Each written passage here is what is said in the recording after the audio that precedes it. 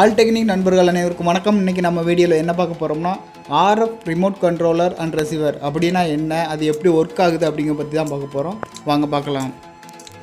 இந்த ரிமோட்டில் பார்த்தோம்னா ஏபிசிடின்னு 4 பட்டன்ஸ் கொடுத்துருக்காங்க. அப்புறமா இந்த ரிசீவர் போர்டில் 7 லீட்ஸ் இருக்குது. ஃபஸ்ட்டு ஒன்று கிரவுண்டு, அப்புறமா 5 வோல்ட் கொடுத்துருக்காங்க. இது பேட்டரி கனெக்ட் பண்ணுறதுக்காக. அப்புறமா D0, D1, T2, T3 அப்புறம் VTன்னு கொடுத்துருக்காங்க. அப்புறமா போர்டோட கார்னரில் ஒரு சின்ன போர்ட் கொடுத்துருக்காங்க. இது ஆண்டனா கனெக்ட் பண்ணுறதுக்காக ஆண்டென் போர்ட்டு கொடுத்துருப்பாங்க. இந்த போர்டில் நமக்கு 4 சேனல் கொடுத்துருக்காங்க. D0, D1, T2, T3 இன்னும் இருக்கிற 4 லீடுமே 4 சேனலோட அவுட்புட் லைன் தான். அடுத்ததாக நம்ம ரிமோட்டை பிரித்து உள்ளே என்ன இருக்குதுன்னு பார்ப்போம். இதுலேயும் ஒரு சிங்கிள் போர்டில் தான் எல்லாம் டிசைன் பண்ணியிருக்காங்க. இதில் ஒரே ஒரு பேட்டரி மட்டும் போட்டிருக்காங்க. இதில் பேட்டரி பார்த்தீங்கன்னா 12 வோல்ட் இதில் கொடுத்துருக்காங்க. இதில் ஏன் 12 வோல்ட்டுனா இதோட ஃப்ரீக்வன்சி அதிகமாக இருக்கணும், ரொம்ப தூரம் இருக்கணும் அப்படிங்கிறதுக்காக 12 வோல்ட் போட்டிருக்காங்க. இதோட ஃப்ரண்ட்டில் பார்த்தீங்கன்னா 4 பட்டன் கொடுத்துருக்காங்க. ஒரே ஒரு ஐசிலாம் ப்ரோக்ராம் பண்ணியிருக்காங்க. ஒரு ஆண்டனா ஒன்று கொடுத்துருக்காங்க. அவ்வளோதான், சிம்பிளான ஒரு டிசைன் தான். ஓகே, இதை நம்ம மறுபடியும் அசம்பிள் பண்ணிவிட்டு இதோட வயர் கனெக்ஷன் எப்படி கொடுக்குறதுன்னு அடுத்ததாக பார்ப்போம்.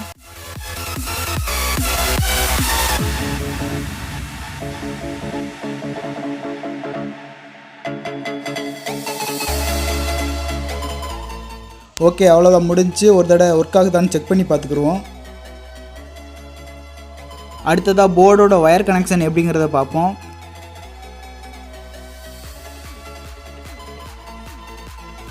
ஃபஸ்ட்டு நம்ம ஆண்டனா ரெடி பண்ணிடுவோம். ஆண்டனா ரெடி பண்ணதுக்கு இந்த மாதிரி ஒரு சின்ன பீஸ் வயர் ஒன்று எடுத்துக்கோங்க.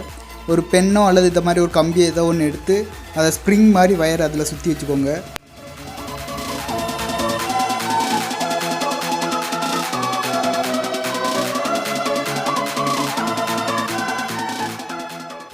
ஸ்ப்ரிங் ஷேப்பில் சுற்றி வச்சுருக்க அந்த வயரோட ஒரு எண்டை எடுத்து போர்டில் உள்ள ஆண்டனா போர்ட்டோட கனெக்ட் பண்ணிக்கோங்க.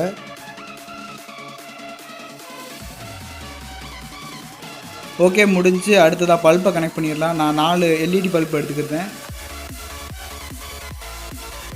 எல்இடியோட மைனஸ் லீடை இதை மாதிரி பெண்ட் பண்ணி விட்டுக்கோங்க.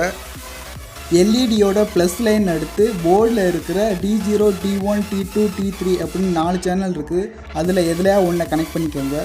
அதே மாதிரி இன்னும் 3 எல்இடி எடுத்து மீதி இருக்கிற 3 சேனலோட லைனில் கனெக்ட் பண்ணிக்கோங்க.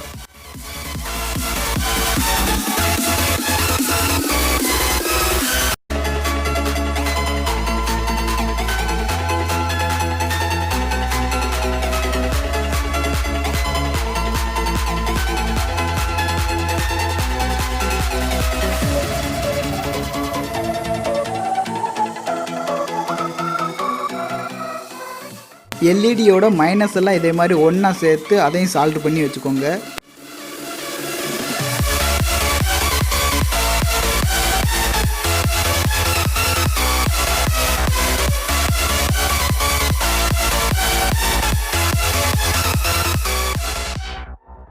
அடுத்ததாக நம்ம பேட்டரியை கனெக்ட் பண்ணுவோம். பேட்டரியோட ப்ளஸ் எடுத்து போர்டோட 5 வோல்ட் அப்படின்றத லீடோட கனெக்ட் பண்ணிக்கோங்க. இந்த போர்டோட மேக்ஸிமம் வோல்டேஜே 5 வோல்ட் தான். 5 வோல்ட்டுக்கு மேலே கொடுக்க வேண்டாம். அடுத்ததாக நம்ம பேட்டரியோட மைனஸ் லீட் எடுத்து போர்டோட கிரவுண்ட் அப்படி இருக்கிறதுல அதோட கனெக்ட் பண்ணிக்கிறோம்.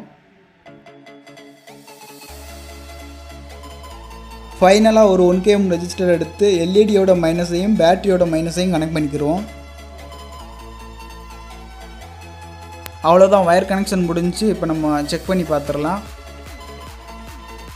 Channel A, channel B, channel C, channel D 4 சேனலுமே சூப்பராக ஒர்க் ஆகுது.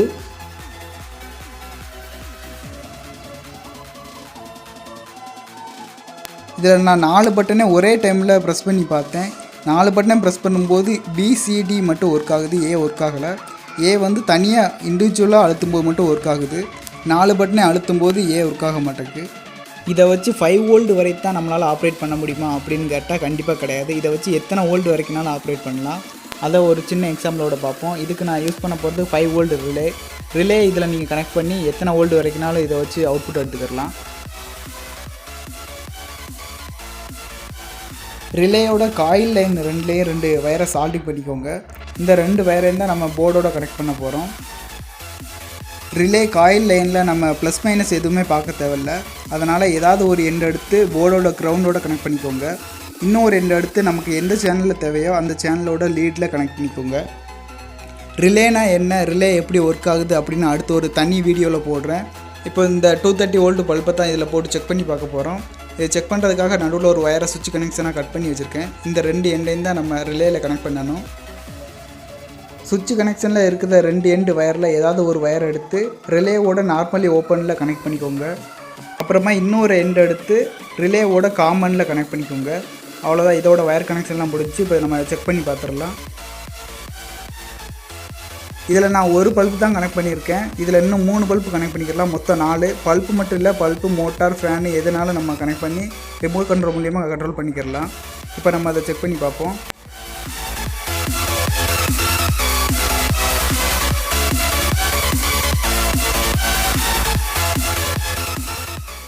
இதில் நம்ம சுவிட்சை அழுத்தினா மட்டும்தான் லைட் எரியுது. சுவிட்சை விட்டுட்டோம்னா லைட் ஆஃப் ஆயிடுது. இதை நம்ம நார்மலான சுவிட்ச் மாதிரி யூஸ் பண்ணதுக்கு இன்னும் ஒரு சின்ன சர்க்யூட் ஆட் பண்ண வேண்டியது இருக்குது. இது மட்டும் இல்லை, இதே மாதிரி நிறைய ப்ராஜெக்ட் இதை வச்சு பண்ணலாம். அதெல்லாம் நம்ம தனியாக ஒரு வீடியோவில் பார்ப்போம்.